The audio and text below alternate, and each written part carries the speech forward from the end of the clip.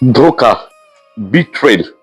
आजकल ये शब्द बहुत कॉमन हो गया है।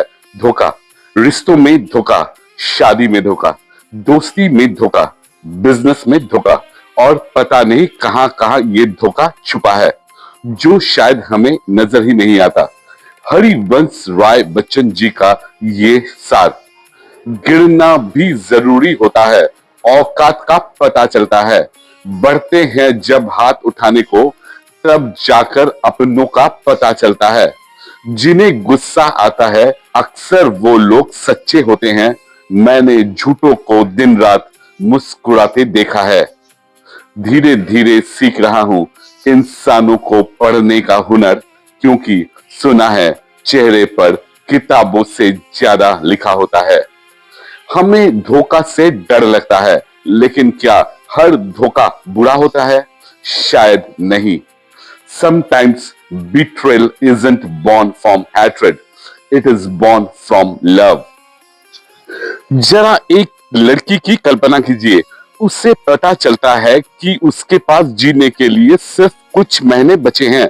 वो चाहती तो अपने प्रेमी के साथ आखिरी पल तक रह सकती थी, लेकिन उसने उसे भूलने का मौका देने के लिए उसके फोन उठाने बंद कर दिए, रूखा व्यवहार किया, यहाँ तक कि किसी और से प्यार करने का नाटक भी किया।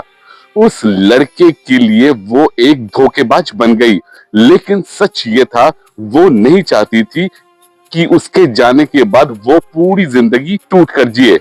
उसने उसका दिल तोड़ा ताकि उसकी पूरी जिंदगी ना टूटे। इसी तरह कई माता पिता भी कभी कभी अपने बच्चों की हर इच्छा पूरी नहीं करते। बच्चों को लगता है कि मम्मी पापा बदल गए हैं, लेकिन उनका उद्देश्य रिश्ता तोड़ना नहीं बल्कि अपने बच्चों को आत्मनिर्भर बनाना होता है। आज जो कठोरता धोखा लगती है वही कल जीवन की सबसे बड़ी ताकत बन जाती है।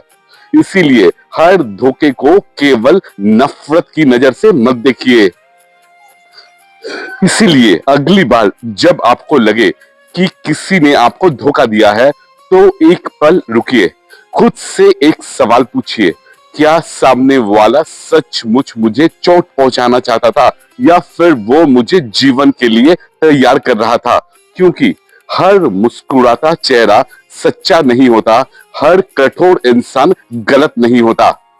कभी कभी not every betrayal is an act of cruelty, sometimes it is an act of love.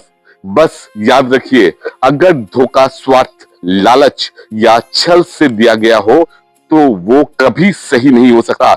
लेकिन यदि किसी का दिल टूटता है ताकि उसका भविष्य बन सके, यदि आज की तकलीफ कल की ताकत बन जाए, तो शायद वो धोखा नहीं बल्कि प्रेम का सबसे कठिन रूप होता है।